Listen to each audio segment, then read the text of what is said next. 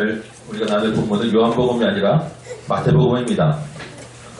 아니 작년에 이미 마태복음은 1년 동안 다 뛰었는데 갑자기 왜 마태복음일까요?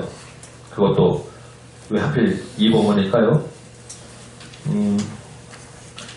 요한복음 이제 한 주 정도 분량이 남았습니다. 그래서 다음 주는 우리 성탄에 관련된 말씀을 제가 전할 것이고 12월 마지막 주에 그 남은 분량과 함께 요한복음을 마지막 정리하려고 합니다. 그래서 요한복음 끝은 낼 거니까 여러분 걱정하지 마시고요. 오늘은 예배 후에 아까 말씀드린 대로 내년에 교회 어떤 운영과 방침에 대해서 여러분과 나눈다고 제가 설명드렸죠. 그 내용 안에 있는 말씀을 여러분과 오늘 좀 미리 나누면 좋겠다라는 마음이 들어서 마태복음 오늘 본문을 정하고 여러분과 나누려고 합니다. 먼저 본문을 좀 보면서 좀 설명을 하도록 하겠습니다. 오늘 제가 읽기는 몇 절만 읽었지만 사실 오늘 저와 여러분이 나눌 말씀의 범위는 25장 14절부터 46절까지 달란트 비유라고 하는 것 그리고 양과 염소라고 하는 이 두 가지 비유가 들어있는 꽤 긴 분량의 말씀을 여러분과 나눌 거예요. 그렇지만 스토리를 여러분 너무나 잘 아시죠? 그래서 내용을 간단하게 한번 짚어보도록 합니다. 먼저 달란트 비유입니다. 달란트 비유 잘 아시죠? 주인이 3명의 종에게 각각 5달란트, 2달란트, 1달란트를 맡겨주고 타국으로 떠났습니다. 오랜 후에 주인이 돌아왔어요. 5달란트 받은 자와 2달란트 받은 자는 어떻게 하였습니까? 아는 거 맞죠? 예. 바로 가서 장사해서 각각 5달란트, 2달란트를 남기고 주인에게 착하고 충성된 종이라는 칭찬과 함께 상을 받았습니다. 그렇죠? 1달란트 받은 자는 어떻게 하였습니까? 땅에 묻어두었죠? 그대로 가져오니까 주인의 평가는 악하고 게으른 종아라는 책망이 있었습니다. 있는 것도 빼앗기고 밖으로 내쫓는 벌을 받았습니다. 자, 여기까지 뭐 우리가 전혀 무리 없이 다 이해되는 말씀이에요. 그렇죠? 그럼 질문을 한번 여러분께 드리도록 하겠습니다. 이 비유가 가리키는 핵심 주제가 무엇입니까? 예수님은 이 비유를 통해서 우리에게 무슨 이야기를 하고 싶으신 것입니까? 이게 중요한 거 아니겠습니까? 네, 질문이 없으시니까 제가 대답을 하도록 하겠습니다. 본문에서 칭찬받은 종과 책망받은 종의 차이가 뭡니까? 이 칭찬과 책망의 기준이 뭐예요? 얼마나 많이 남겨두냐입니까? 5달란트 남은 자나 2달란트 남은 자는 칭찬은 똑같았어요. 그렇죠? 얼마나 많이 번 자가 기준은 아니라는 거예요. 1달란트 받은 자가 1달란트를 남겼어도 똑같은 칭찬이 갔을 것입니다. 만약에 손해를 봤다고 해도 책망 듣지 않았을 것이라고 저는 생각합니다. 얼마를 벌었는지 성공했는지 실패했는지가 기준이 아니라는 거예요.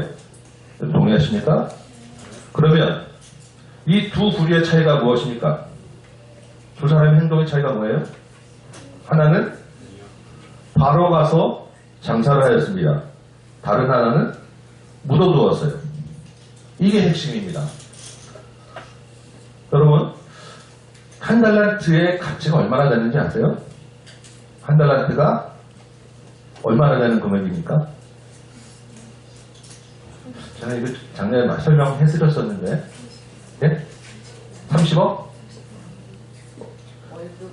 월급에 예 월급에 꽤 많은 액수겠죠. 1달란트가 대략 20년 연봉이에요. 20년 연봉. 정확하진 않지만 대략 그 정도 계산이 나옵니다. 그러면 뭐 그냥 평균 연봉 5천만 원이라고 치면 1달란트가 10억인 거예요. 적은 금액입니까? 어마어마하게 큰 금액이죠. 지금도 사실 10억이 아무리 뭐 아파트 한 채라고 하지만 작은 돈이 아니잖아요. 예수님 당시에 그 경제 근거에서 10억이라고 하는 자체는 어마어마하게 큰 돈이라는 것입니다. 한 달란트 받았다고 해서 에게 이게 아니라는 거예요. 이렇게 큰 돈을 받았는데 어떤 사람은 바로 가서 장사를 했다는 것이고 어떤 사람은 땅에 묻어두었다는 거예요. 지금도 그렇지만 예수님 당시에 이렇게 큰 돈을 맡길 수 있는 주인은 없어요. 그리고 그 돈을 가지고 어디 장사하거나 사업한다는 게 그 당시 사실 이게 그런 개념 자체나 그런 시장 규모가 나오지 않는 돈인 거예요. 그 돈으로 장사한다는 자체는 어마어마하게 큰 위험 부담을 안는 거라는 모험하는 거예요. 그 돈을 받았을 그 얘기를 대충 정도로 아니 그게 가능한가? 아니 그걸 어떻게 장사를 했지? 이런 느낌을 우리가 받는 것보다 훨씬 더 크게 받았다는 것입니다. 예수님은 그것을 지적하는 거예요. 바로 가서 그러한 위험을 감수하고 바로 투자했고 적극적으로 행동했다는 것에 대하여 칭찬을 한 것입니다. 그런 위험과 그런 부담을 전혀 내가 감수하지 않고 그냥 땅에 묻어두었다는 것에 대하여 책망하신 거예요. 그럼 여기서 또 한 가지 더 중요한 이야기를 한번 또 생각해 보겠습니다. 무엇이 이 두 부류의 종의 차이를 가져왔느냐는 거죠. 적극적으로 내가 그런 큰 위험을 감수하고 투자한 사람하고 그냥 두었던 사람의 그 행동의 차이를 가져오게 된 원인이 뭐냐는 거예요. 본문을 자세히 보면 우리가 다 알 수 있는 내용들입니다. 저를 보실 필요가 사실 본문에 다 우리가 잘 아는 내용인데 깊게 생각하지 않았던 뿐인 거죠. 그 이유는 바로 주인에 대한 이해에 달라는 거예요. 주인이 어떤 사람인가에 대한 오해와 다른 이해가 이런 결과가 나왔다는 것입니다. 어떻게 합니까? 한 달란트 받은 종과 주인과의 대화를 보면 알 수 있어요. 24절 보면 한 달란트 받은 종이 뭐라고 합니까? 주인은 굳은 사람이라 심지 않은 데서 거두는 사람이라 라고 한 달란트 받은 종은 알고 있습니다. 무슨 말이냐? 공짜 좋아한다는 거예요. 그렇게 알고 있으니까 그런 구두사한테 괜히 잘못해서 손해나면 안 될까봐 묻어두었다는 것입니다. 주인이 뭐라 그러죠? 나 아니야. 나 그런 사람 아니야. 네가 그런 사람이라고 알았으면 이자라도 받게 해야지. 나 그런 사람 아니야 라고 분명히 얘기하는 게 주인의 이야기입니다.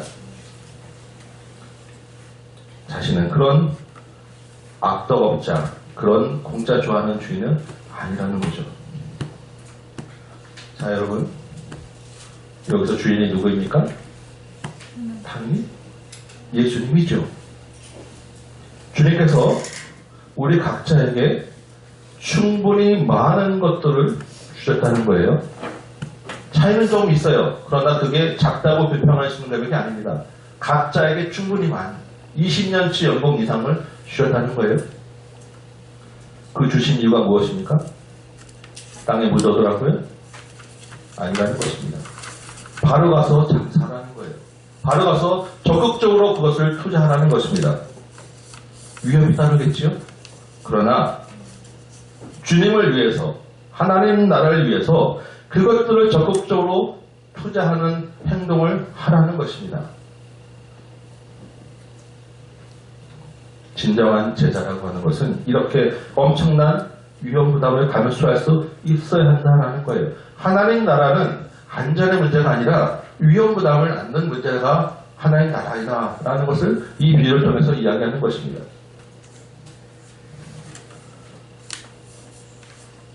여러분, 주인 대신 우리 주님이 원하시는 것, 주님의 마음은 여기 이렇게 위험을 감수하고 내가 너에게 준 것을 하라고 하는 것인데 우리가 얼마나 주인의 마음, 주님의 마음을 알고 있으냐는 거예요.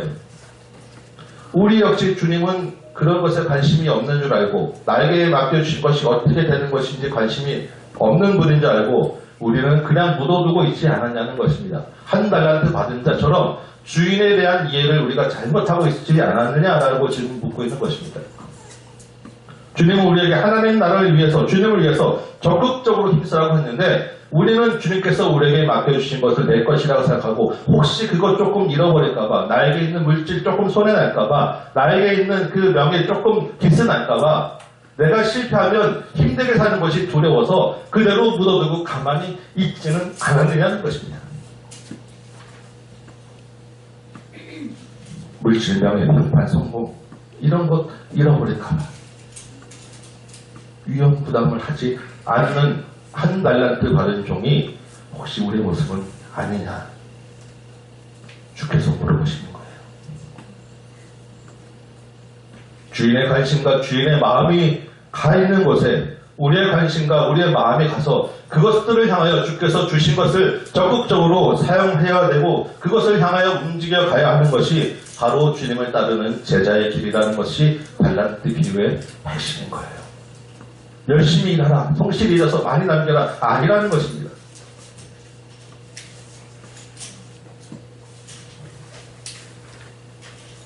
(31절부터) 우리 두 번째 비유 한번 볼까요? 제가 전에 다 자세하게 했었기 때문에 핵심만 지금 간단하게 하면서 넘어가는 거예요. 31절 비유는 양과 염소의 비유라고 알려져 있죠. 31절 보면 영광의 임금으로 예수님이 오실 때가 있다고 합니다. 예수님이 오시면 어떤 일을 합니까? 모든 민족을 그 앞에 모으고 양과 염소로 구분하는 일을 하는 것입니다. 양은 오른쪽, 염소는 왼쪽이죠. 오른쪽의 양은 칭찬과 복을 받을 것이고 왼쪽의 염소는 책망과 벌을 받게 됩니다. 자, 질문. 양과 염소의 구분을 누가 합니까? 주인, 임금, 예수님이 하는 거예요. 언제? 마지막에. 우리가 이 양과 염소를 비유할 때 흔히 착각하기 쉬운 건 양은 교회 안에 있으면 양이고 교회 밖에 있으면 염소. 세상은 염소니까 염소를 양으로 만들어야 돼? 아닙니다. 마지막 때까지 양과 염소는 구별되지 않아요. 이 안에도 양이 있을 수 있고 염소가 있을 수 있는 거예요. 나는 양인 줄 알고 나는 신앙생활 잘하는 줄 알고 그렇게 열심히 살았는데 마지막에 너는 염소니까 왼쪽으로 가 그러면 그것으로 끝이 나는 것입니다. 내가 어떻게 된 게 다 필요 없어요. 소용없어요.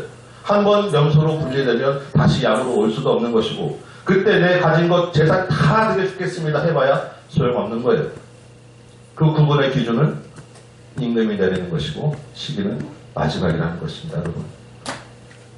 그때가 온다는 거예요. 그때 우리 편에 양의 무리에서 여러분 같이 만나기 원합니다. 그런데 여기서도 우리가 좀 더 생각을 해봐야 되겠죠. 이 양과 염소를 구분하는 기준이 원하는 거죠. 우리가 그걸 알아야 거기 맞춰서 살 수 있는 건 아니겠습니까? 양과 염소를 구분하는 기준이 뭐라고 하셨습니까? 예수님이 말씀하시죠. 양은 내가 줄일 때 먹을 것을 주고 목마를 때 마시게 하고 나그네 되었을 때 영접하고 헐벗을 때 옷을 입히고 병 들었을 때 돌보았고 옥에 갇혔을 때 와서 보았다는 것입니다. 그러면 반대로 염소는 어떻게 되죠? 역시 예수님이 같은 처지에 있었을 때 돌보지 않았다는 것입니다.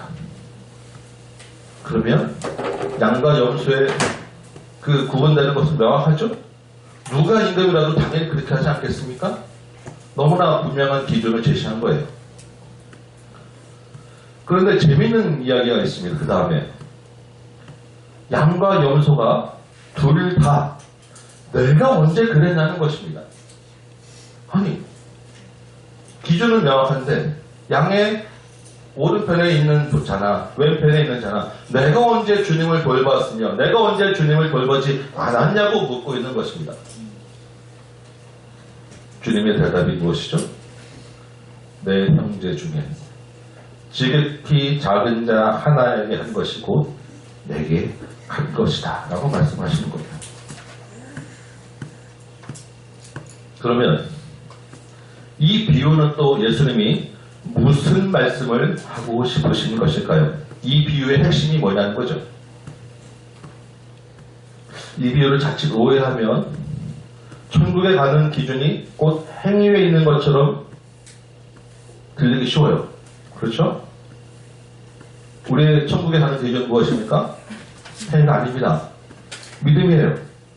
근데 요것만 딱 떼서 보면 믿음이라는 것은 전혀 없고 그냥 선을 행하면 천국에 가는 것처럼 오해될 수 있는 아주 그렇게 오해하기 쉬운 구절이라는 거죠. 여러분 그래서 잘 들으셔야 됩니다.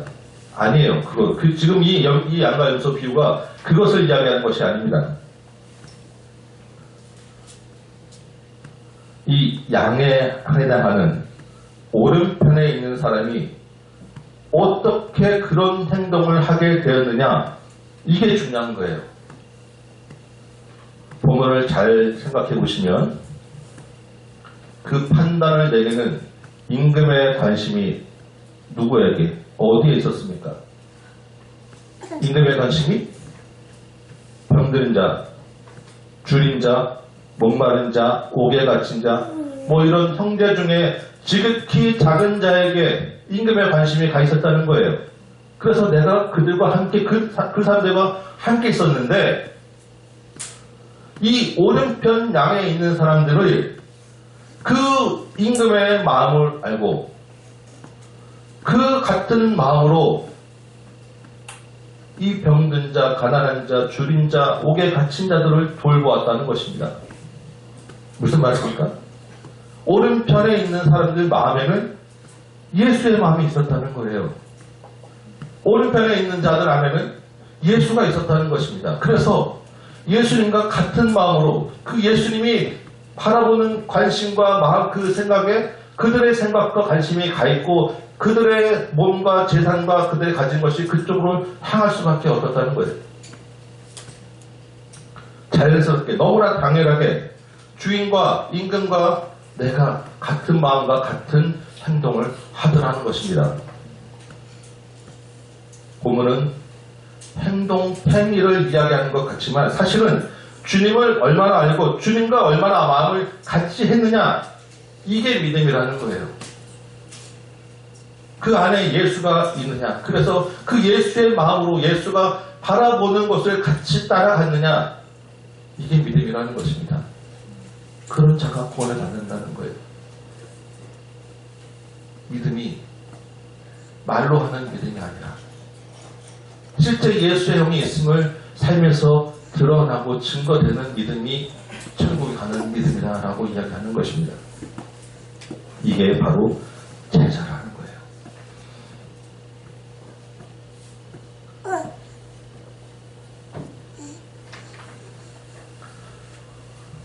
한 2주 전이었나? 2주 전, 3주 전인지 주로 성경 강좌 마태복음을 했었죠.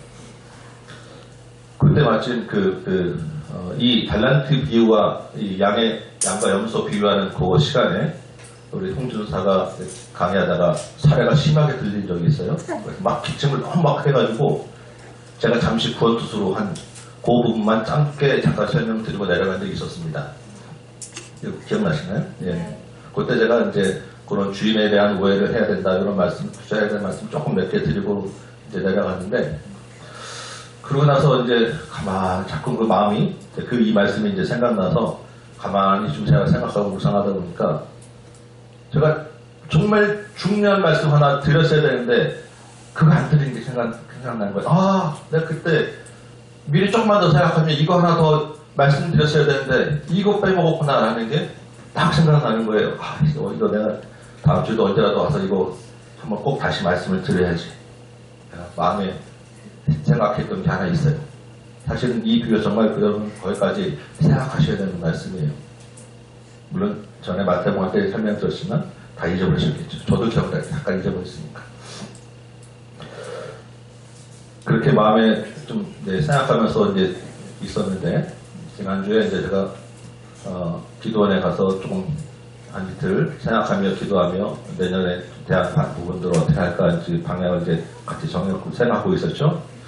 계속 집회 가운데 이제 기도하고 생각하는데, 그때는 또 저의 마음에 주시는 말씀이 계속 떠오르는 말씀이, 우리 지난주에 같이 나왔던 요한복음 내 양을 먹이라 라고 하는 말씀이 계속 마음에 생각되는 거예요. 주님, 어떻게 하는 것이 주님께서 맡기신 양을 잘 먹이는 것일까요? 그걸 붙잡고 생각하고 기도하면서 또 내년 방향들을 또 같이 방향해서 집어나가고 있었습니다.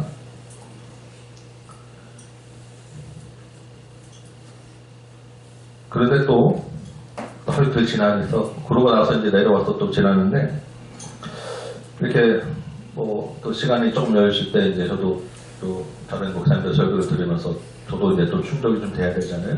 좀 가끔씩 듣는데, 김동원 목사님이라고 하는 이제 분의 설교를 종종 들어요. 예전에 참 좋아했었는데 요즘 한동안 안 듣다가 요즘에 이제 다시 조금 가끔 듣는데, 그분의 설교를 듣다가 또 감동이 되는 부분이 있었어요. 다시 예전에도 들었던 비슷한 예화를 또 하셨는데 새롭게 또 감동이 되고, 그 말씀, 주제 말씀이 또 이 마태복음과 내 양을 먹이라와 여러 가지 다 같이 막 연결되는 말씀들이 들리는 거예요. 연달아 한 2주 사이에 막 3번의 이제 그 말씀들이 계속 같이 와서, 이거 같이 여러분과 나누고 같이 적용을 해야 되는 주님이 주시는 말씀이구나 같이 생각을 하게 되었습니다. 그래서 오늘 이 부분을 일단 마태복음 말씀 먼저 이렇게 설명드린 것이고, 이제 그 마음에 주신 부분, 제가 잊어버렸던 말씀부터 해서 다시 조금 더 여러분과 같이 나누려고 합니다. 궁금하시죠? 어떤 말씀인지? 네. 듣기만 하지 마시고 여러분 순종하는 결단이 필요합니다. 같이 따라 주시기 부탁드립니다. 자, 일단 오늘 본문으로 다시 들어가 볼까요? 제가 무슨 말씀을 여러분께 하고 싶었을까? 달란트 비유가 무엇이라고 하였습니까? 주인의 마음을 알고 주인과 함께 그 위험을 감수하고 적극적으로 투자하는 행동을 해야 된다. 이런 내용이라고 말씀드렸죠? 양과 염소의 비유는 무엇입니까? 주인인 그 예수님의 관심이 지극히 작은 자에게 있다라는 것이죠. 그러면 달란트 비유와 양과 염소 비유는 지금 예수님이 한 가지 주제로 쭉 연달아 이야기하는 거예요. 두 개를 따로따로 놓고 말씀하셨겠습니까? 한 가지로 이야기하고 싶어서 같이 말씀하시겠습니까? 당연히 두 비유가 주제가 연결되는 거예요. 그러면 이 비유, 두 비유의 우리 핵심을 같이 한번 생각해 보십시다. 첫째는 주인의 관심 있는 곳에 적극적으로 투자하라는 것이고, 두 번째는 주인의 관심은 지극히 작은 자에게 있다는 거예요. 그럼 뭡니까? 지극히 작은 자를 섬기기 위해서 투자하라는 거예요. 적극적으로. 여러분들에게 가진 것 재산해서 아파트 2배 하라는 것이 아니라 지극히 작은 자를 위하여 모든 것을 투자하는 위험을 감수하라라는 것이 오늘 그 말씀인 것입니다. 이것이 바로 제자도, 예수님을 따르는 제자의 삶이라는 것입니다. 실제로 그리고 주님이 내가 그렇게 살았다라는 거예요. 왜? 우리라고 하는 죄인을 위하여 주께서 직접 죽을 위험을 감수하고 이 땅에 오셨잖아요. 그리고 이 땅에서 누구랑 같이 사셨습니까? 세리와 창기와 죄인들과 같이 밥 먹고 지내며 친구라고 놀림받으며 사셨어요. 우리 기독교는 주인이 종을 섬기는 종교라는 것입니다. 세상은 종이 주인을 섬기는데 기독교는 주인이 종을 섬기는 종교라는 것을 주께서 친히 보이시고 그것을 위하여 목숨을 버리시기까지 하신 거예요. 그러면 제자들이, 주님의 제자는 주님의 길을 따라서, 주인의 길을 따라서 다른 연약한 종을 섬기는 것이 마땅한 일이 아니겠냐는 것입니다. 이게 제자도라는 거죠. 그게 하나님 나라고 천국이라고 예수님이 말씀하신 거예요. 성경의 여러 말씀들을 종합해보면 예수를 따르는 제자의 길, 제자도라고 하는 것을 크게 두 가지로 이야기합니다. 하나는 실질적인 필요를 채워주는 섬김이에요. 또 하나는 영혼을 구원하는 제자 삼는 것. 이것이 제자도 두 가지의 핵심이에요.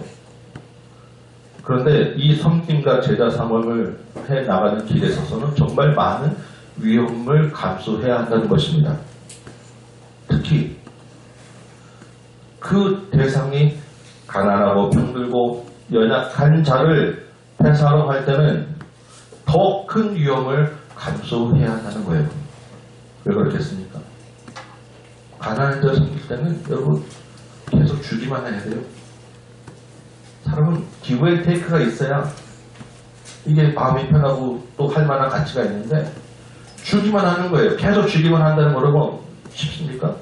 힘들어요. 두 번, 세 번 주다 보면 짜증나고 내가 언제까지 이러고 해야 되는가. 본전 생각나고.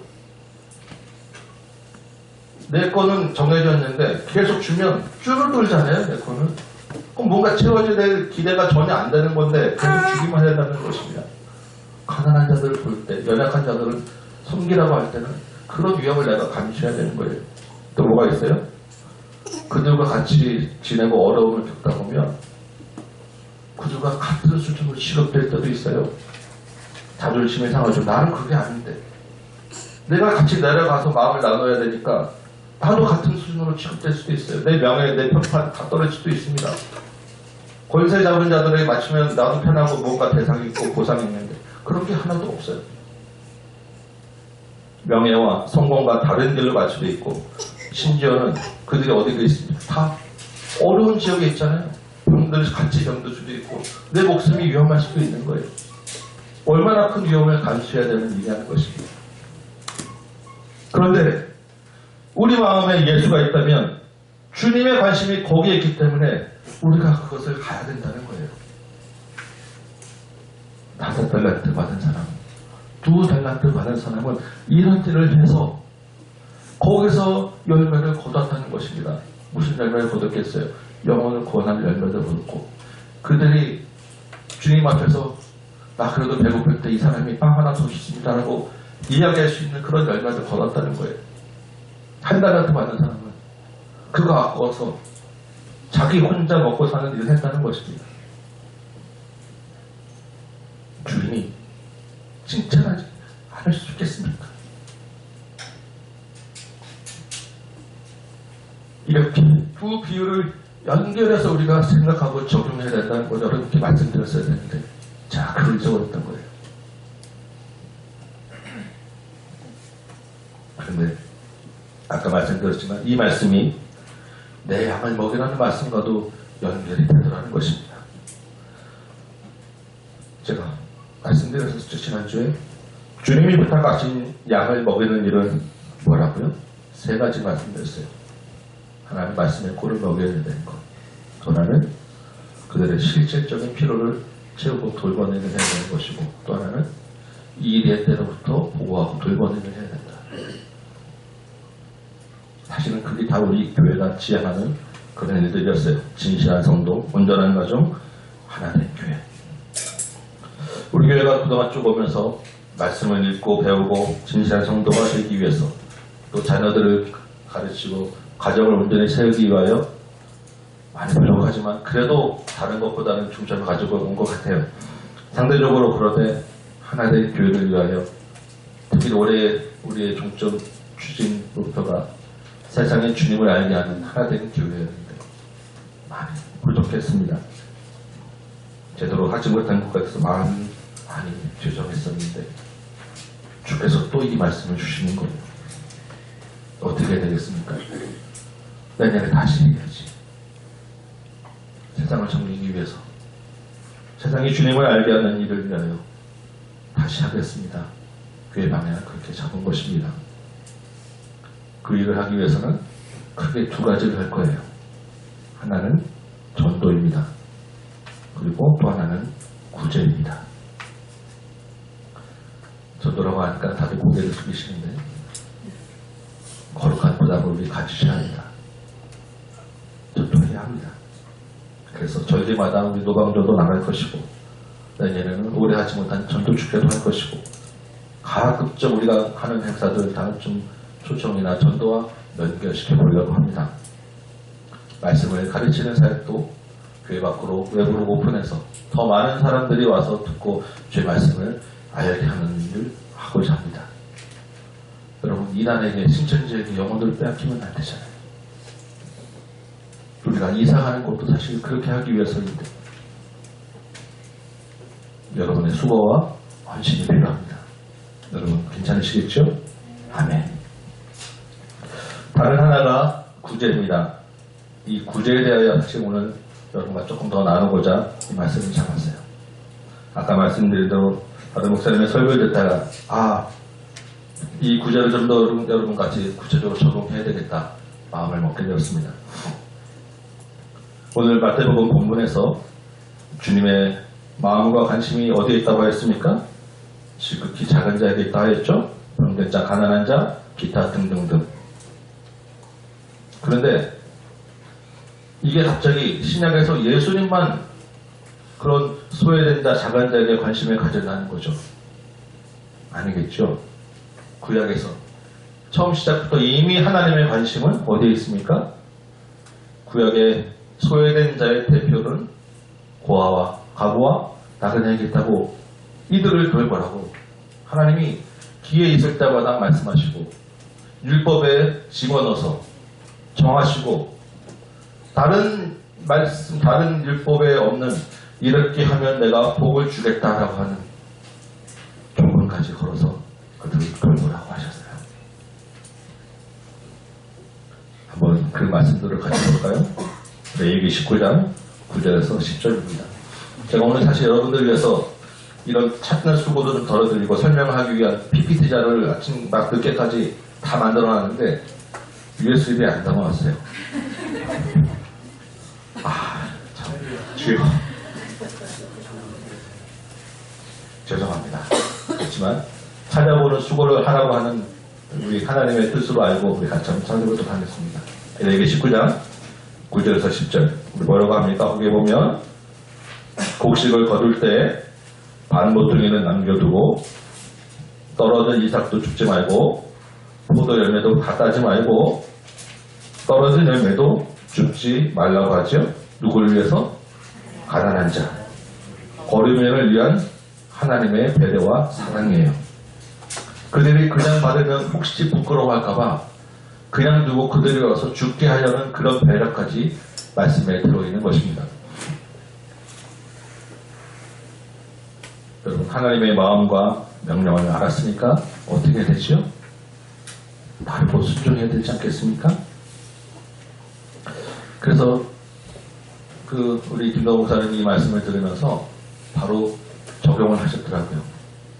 이른바 이삭 헌금이라고 하는 것을 정하셔서 전 교인들과 함께 시작을 하셨다고 합니다.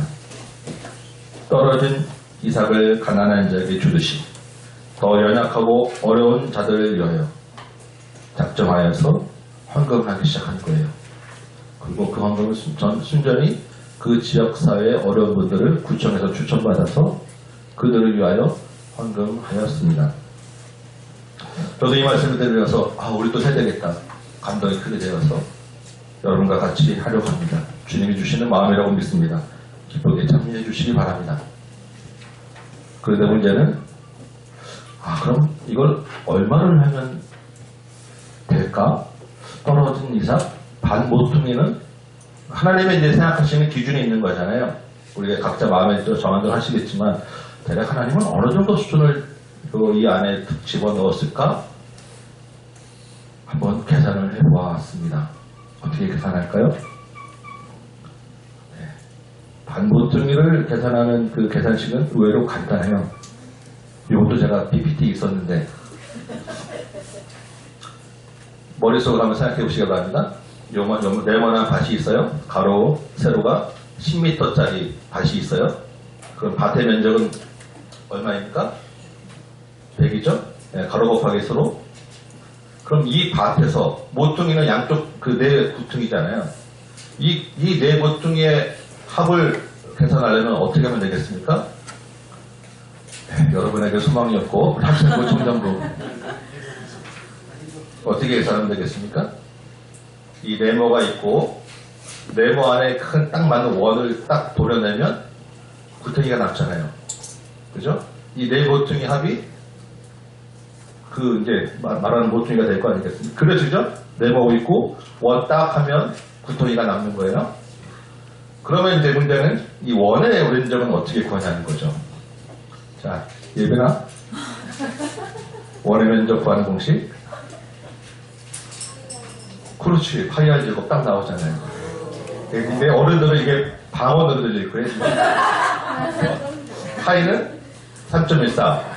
R은 뭐예요? R. 반지름. 반지름 곱하기 3.14. 쉽죠?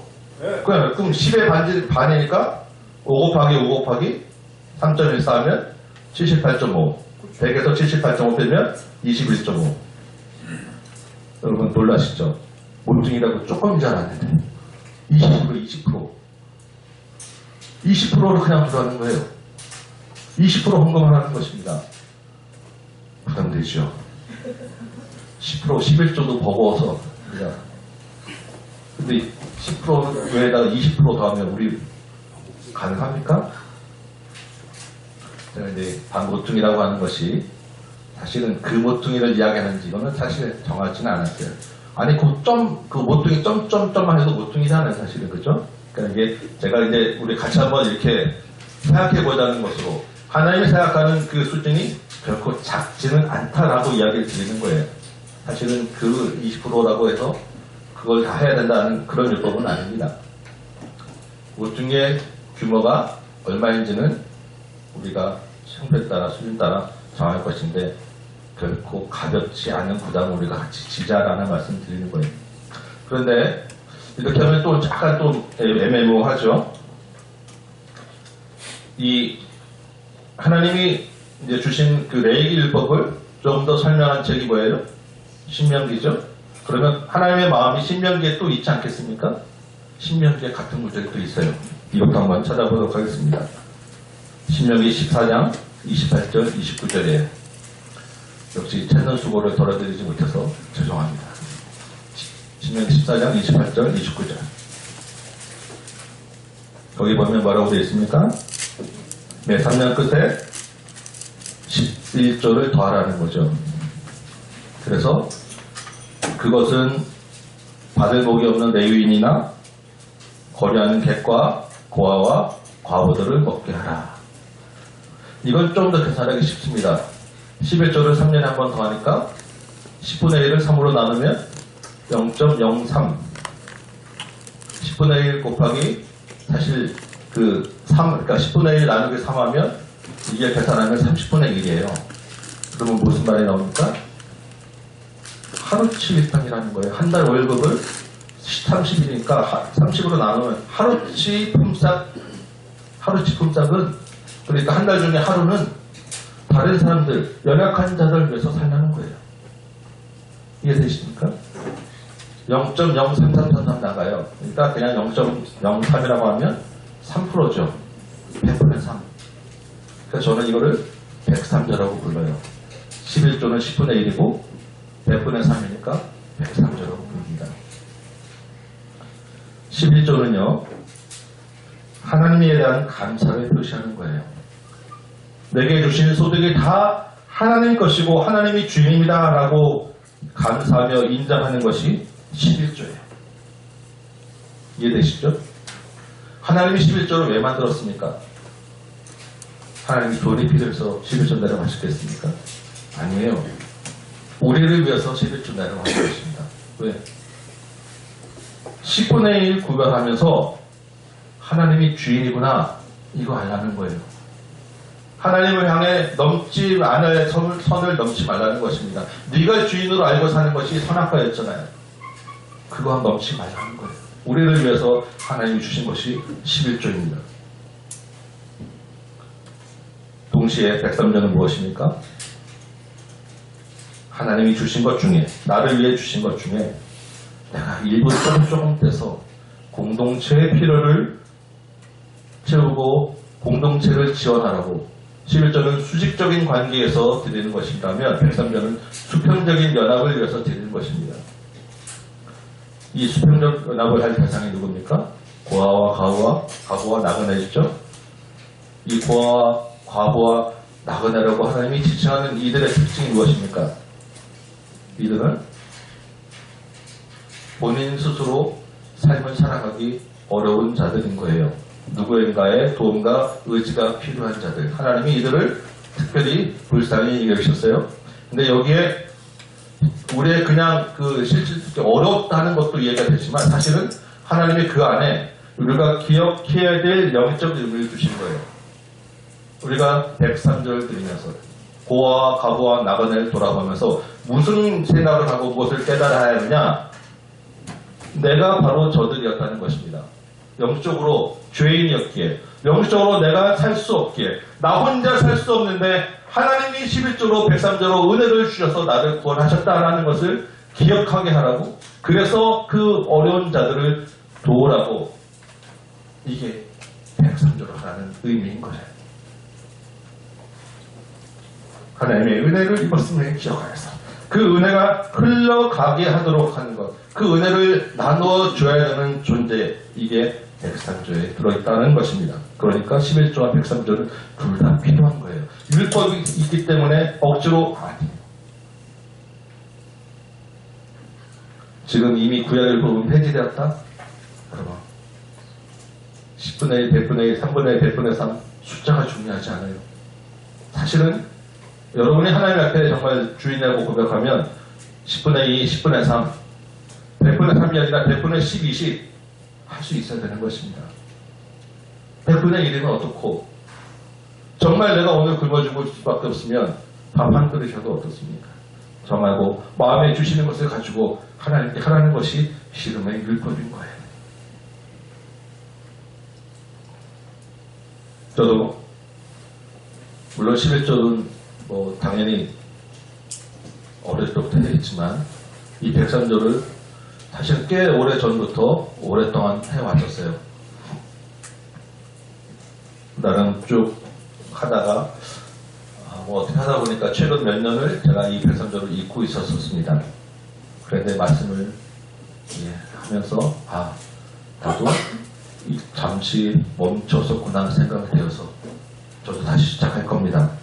율법으로 하는 것이 아닙니다. 주님을 사랑하기 때문에 주님의 마음을 같이 하는 마음으로 할 것입니다. 여러분의 형편에 따라 다를 수 있어요. 그러나 같은 마음을 품기 원합니다. 그리고 너무 약하게 하지는 마시기 바랍니다. 우리 흔히 이렇게 생각할 수 있습니다. 내가 나중에 조금 더 형편이 나아지면, 내가 조금 더 돈을 벌면 그때 헌금 많이 할 거야. 정말 잘못된 생각입니다. 하나님의 형편이 어려운 것으로 여러분 생각하십니까? 우리가 아무리 많이 헌금을 한들 하나님의 형편은 조금도 도움이 되지 않아요. 지금 주어진 상황에서 얼마나 하나님과 같이 마음을 하느냐를 보는 것입니다. 과거의 2랩돈이라고 하는 것은 정말 작은 금액이지만 그 삶의 전부를 드렸기 때문에 주님이 기뻐하시는 거예요. 나중에 돈 많이 벌어서 헌금한다는 것은 돈을 쫓아가겠다라는 이야기입니다. 돈이 나의 주인이라는 이야기예요.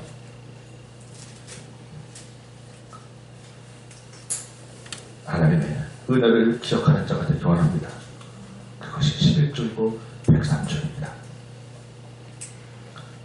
사실은 그 은혜를 기억하게 하는 것만으로도 사실 우리가 그 헌금의 의미가 있고 감사한데, 하나님이 특별히 거기에 뭐라고 하셨다고요? 그 헌금을 내가 기억하고 내가 복을 주겠다. 하나님 그 뒤에 붙어있는 말씀이에요. 어느 율법에 내가 복을 주겠다라고 하는 율법이 있습니다. 하나님 특별히 가난한 자를 돌보는 것 내가 기억하고 내가 그들에게 복을 주겠다 약속하셨어요. 저도 아까 말씀드렸죠? 오랫동안 이 103조를 썼는데 돌이켜보면 정말 그런 고백을 사실 전에 많이 했었어요. 제가 103조를 드리는 기간 동안에 제가 가장 여유가 있었습니다. 제가 그것을 생각하고 의도하지 않았는데 돌이켜보니까 그 시간 동안, 그 기간 동안이 생각지 않은 여유가 있는 시간들이었어요. 아주 풍족했습니다. 하나님이 그것을 기억하실 거예요. 그리고 하늘에 분명히 쌓아두실 거예요.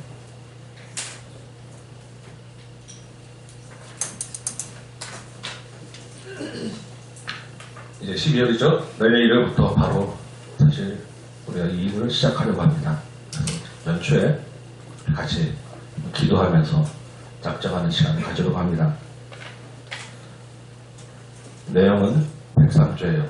그런데 우리 헌금 이름은 이삭 헌금이라고 하겠습니다. 여러분 그 의미와 뜻 기억하시겠죠? 하나님을 사랑하는 마음으로 예수님과 같은 마음으로 순종하며 동참하기 원합니다. 기도하시면서 여러분 형편 따라 마음에 감동되는 대로 정하시는데 대개는 처음에 먹었던 새 들었던 생각대로 하시는 게 좋습니다. 생각하면 생각할수록 자꾸 깎여요. 처음에 드는 감동이 보통은 하나님이 주시는 생각일 때가 많아요. 한 달에 하루는 주님을 사랑하는 마음으로 다른 이웃을 위하여 사는 저와 여러분들에게 원합니다. 여러분들이 정해지는 그 금액을 가지고 이건 한 달에 한 번 하고 가는 게 아니라 계속 하셔야 됩니다. 그래야 이 어려분들이 왔다 갔다 하면 그분들이 먹고 살기 힘들어요. 그래서 저희들 여기에 가는 곳에서 그쪽 구청이나 동네에 추천을 받아서 그렇게 섬겨 나갈 것입니다.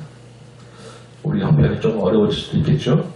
그러나 위험을 감수하고 적극적으로 투자하는 자에게 열매를 거두는 기쁨을 보게 할 것입니다. 아, 나도 어려운데 내가 받아야 되는 거 아니야? 라고 생각할 수 있는데 어렵지요. 그런데 주님은 그보다 더 어려운 것에 또 관심이 있으시더라고요. 청년부와 학생부, 어린이도 같이 동참하기 원합니다. 아니 우리 아이들이 무슨 소득이 있겠나 여러분들이 주시면 돼요. 근데 그냥 주시지 마시고 일을 시키시고 심부름 하나 시키시고 500원